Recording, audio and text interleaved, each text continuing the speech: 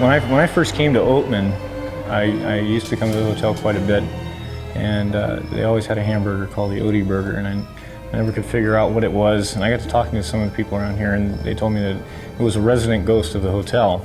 I didn't really find out the details of this ghost until I actually started working here. I started working as a bartender, and some of the people that had worked here for quite a few years began telling me the story about this man that had been an alcoholic and died of overindulgence of alcohol, which probably basically alcohol poisoning, and they buried him out back.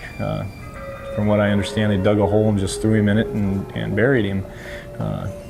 He was pretty mischievous. I didn't believe it at first, but after seeing a few things happen myself, I began to realize there was something to this more than just folklore about the area. Well, I'd heard stories about things coming on at night and doors not being maintained closed. And people would close them and then be open, and they'd close them and they'd be open. I didn't recently find that out to be true for myself until recently. I began learning that the rooms, constantly the doors would be open, and you'd go back and shut them and lock them, and then they'd be opened again when you come back later on. I've been closing doors around here now for the past 2 months, and I'm kind of getting used to it. But we've seen a lot of things late at night. Things come off shelves, and not just fall off a shelf like something was bumped a shelf, but like something pushed it off a shelf with great force. Actually come out into the air and drop, and nobody be able to explain why that happened. We recently put an intercom in to the bar area so that the bartenders could get in touch with us when we were away from the bar in case they needed change or stock out the liquor room.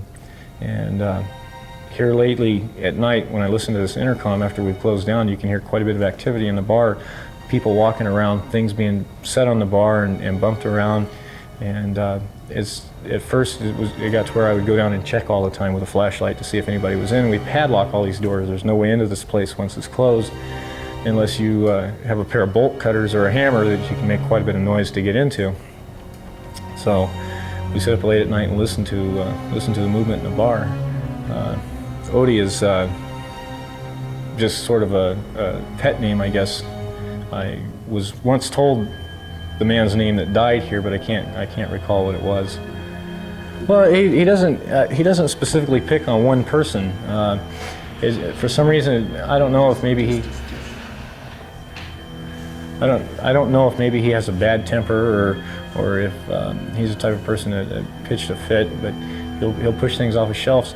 Perk, who is staying here with us for a while at the hotel while her mobile home is being set up, has had experiences with Odie, keeping her awake long hours at night, knocking things off of her dresser, walking up and down the hallway.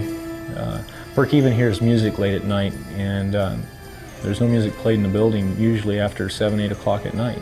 I don't know. She never really explained it. She doesn't talk much about it. She feels like it's a sin to believe that there's evil spirits or even ghosts. So she doesn't talk much about it. In fact, when I tried to get her to talk to you guys, she wouldn't do it. She said that was admitting to believing in Satan, and it was sacrilege to talk about it.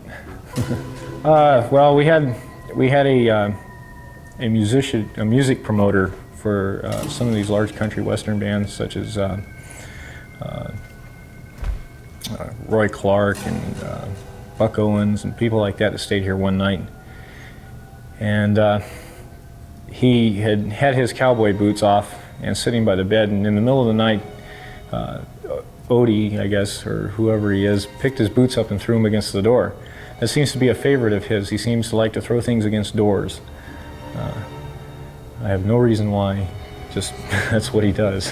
Primarily, he knocks books off of shelves and bottles, and like I said, the shotgun that used to hang above the bar, he once dropped onto the bar. Well, there's a shotgun, I showed it to you, that big, it's probably an 1860 model 12-gauge shotgun with old rabbit ears. It used to hang above the bar on leather straps. Very old shotgun, and it hung there for years, and on the end of these leather straps they had hooks, and for some reason the shotgun bounced up, and the leather straps came off the hooks and fell.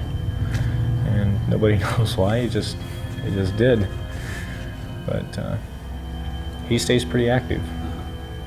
Let's see, our most recent happening was, well, like the doors. I mean, today, you know, I closed doors 3 and 4 times over throughout the hotel, windows, and listening to the sounds. That's becoming a nightly routine here. Listening to the sounds in the bar on the intercom. It's becoming pretty nightly. It's gotten to where I don't even go down and check it anymore because it's so common to hear. It's part of the woodwork now.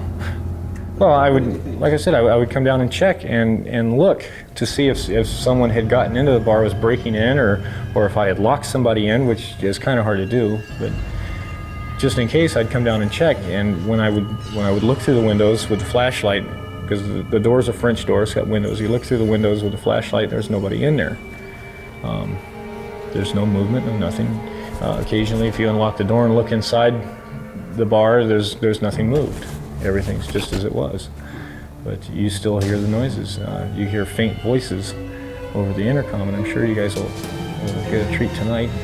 Like I said, knowing my luck is going to turn me into a liar. You know, and like Burke says, when she first came here, she would hear music at night, and she thought it was the previous manager playing a radio late at night.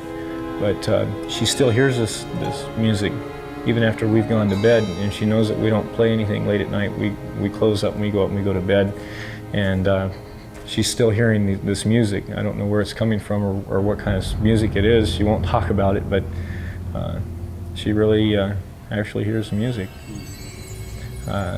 When I first got up into this area, I didn't talk much about some of the things that I had experienced out in the hills and around my mining claims, simply because I thought people would think I was crazy or on drugs or something. That's why most people don't talk about their experiences here in town with some of the things that have happened, because most people would think that they were on drugs or something, you know.